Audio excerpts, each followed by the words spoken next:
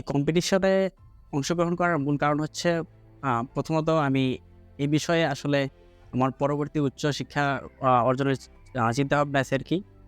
তো আমি চিন্তা করি এটা আমার জন্য পরে হেল্পফুল হবে আমার ইসিএ বা হচ্ছে আরও আমার সিভি ভারী করবে এবং তাছাড়াও নতুন যেহেতু এটা সম্পর্কে আমি অনেক কিছু জানবো, শিখছি আরও নতুন কিছু এটাই। আসসালামু আলাইকুম। আমি মোহাম্মদ বাইজিদ হোসেন। আমি আমার মাধ্যমিক শেষ করেছি রহমতপুর উচ্চ বিদ্যালয় থেকে। এটা হচ্ছে জয়পুরহাট জেলাতে। আর আমার উচ্চ মাধ্যমিক শেষ করছি পাঁচবিবি ডিগ্রি কলেজ থেকে এবং এখন বর্তমানে পড়াশোনা করতেছি জগন্নাথ বিশ্ববিদ্যালয়ে পদার্থবিজ্ঞান বিভাগে। মূলত অ্যাস্ট্রোনমি পাঠশালা সম্পর্কে আমি ফেসবুক থেকে জানি। আসলে আমি ফেসবুকে বিভিন্ন গ্রুপে অ্যাস্ট্রোনমি রিলেটেড বা অ্যাস্ট্রয়েড তারপরে হচ্ছে কসমোলজি ইত্যাদি সম্পর্কে পড়াশোনার ইচ্ছা আছে আরকি। তো এগুলা সম্পর্কে ঘাটাঘাটি করতে, করতে আরকি অ্যাস্ট্রোনমি পাঠশালার সঙ্গে পরিচিত। তো তারপরে ওখানে ফলো করতাম রেগুলার, ফলো করতে, করতে তারপরে এই ক্যাম্পেইন সম্পর্কে জানি আরকি। তারপরে পার্টিসিপেট করা। এটা করার মাধ্যমে আমি মূলত ডাটা সিমুলেট কীভাবে করতে হয় এটা অনেক কিছু শিখছি। আর হচ্ছে অ্যাস্ট্রয়েড ফাইন্ডের জন্য অনেক কিছু যেগুলো বেসিক জিনিসপত্র আছে এগুলো যে শিখছি অনেক ভালো মতো। তো ওভারঅল অনেক ভালো একটা জার্নি ছিল। জার্নিটা সত্যি খুব ভালো ছিল। মূলত ইন্সট্রাক্টর ছিল যিনি প্রথমতে সবকিছু বলছিল কীভাবে কী করতে হবে এবং এর মাধ্যমে কিছু টেকনিক্যাল ত্রুটিও অনেক কিছু ফেস করছি।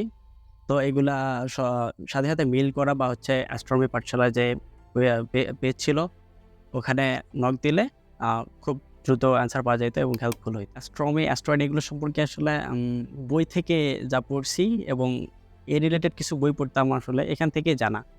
আর অ্যাস্ট্রোনমি পাঠশালা এখানে এই খুব গুরুত্বপূর্ণ ভূমিকা পালন করছে যে এই কোর্সটা সম্পর্কে আবার এই ক্যাম্পেইনটা করার পর এমন কিছু বুঝছি আরকি। তো ক্যাম্পেইনের মধ্যে অনেক টেকনিক্যাল ত্রুটি ছিল। তো যেমন হচ্ছে যে পিকগুলো দেওয়া হইতো, পিকগুলোর মধ্যে হচ্ছে অনেক পিক্সেলের সমস্যা থাকতো এবং অনেক কিছু সমস্যা থাকতো। তো এগুলা নিজে সলভ করা যাইত না। তো তখন মেইল করতাম এবং ইনস্ট্যান্ট রিপ্লাই পাইছি অ্যাস্ট্রোনমি পাঠশালা থেকে এবং মেসেঞ্জারে নক দিলেও পাওয়া গেছে এবং একটা পার্টনার ছিল যে সেও হেল্পফুল করছে। আসলে এটা একটা খুব ভালো এবং নিউ ইনিশিয়েটিভ বাংলাদেশে এখন পর্যন্ত আমার জানা মতে এখন কোনো প্রতিষ্ঠান নেই যে হচ্ছে যারা অ্যাস্ট্রোনমি এবং কসমোলজি বা রিলেটেড এই ব্যাকগ্রাউন্ড নিয়ে পড়াশোনা করে বা হেল্প করে বা কোনো কাজ করে। তো ডেফিনিটলি এটা একটা খুব ভালো একটা ইনিশিয়েটিভ।